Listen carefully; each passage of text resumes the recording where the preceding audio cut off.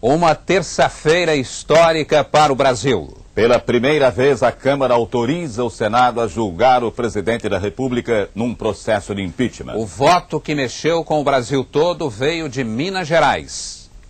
Multidões em todo o território nacional saíram às ruas, de olho na votação histórica que acabou em festa. O Jornal Nacional está começando. A história do Brasil mudou nesta terça-feira. Pela primeira vez, a Câmara dos Deputados autoriza o julgamento de um presidente da República. Em todo o país, o povo foi às ruas, olhos grudados na TV, ouvidos atentos à contagem voto a voto.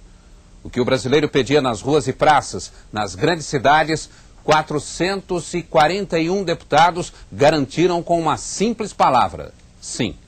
Sim ao pedido de impeachment do presidente Collor. Nossos repórteres acompanharam passo a passo cada momento da decisão histórica. De Brasília, fala ao vivo Carlos Nascimento. Bem, e a sessão terminou há pouco ainda na Câmara dos Deputados, de onde nós vamos novamente falar ao vivo agora com o repórter Alexandre Garcia.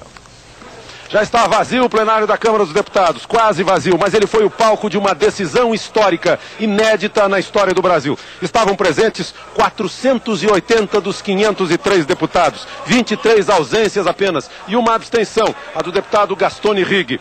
38 disseram não ao pedido de impeachment, que passou com 441 votos, muito além das previsões do próprio grupo pró-impeachment, cujo último cálculo dava 381 votos favoráveis. Muita gente surpreendeu votando sim. Vamos ver como está no Palácio do Planalto com Renato Machado.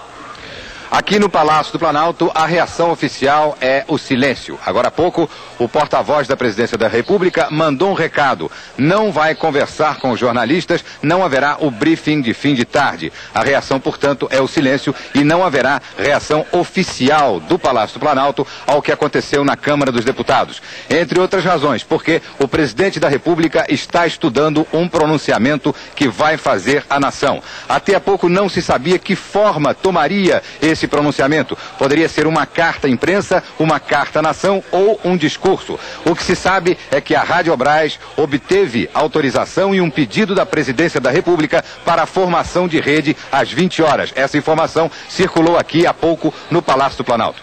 Voltamos agora com Heraldo Pereira.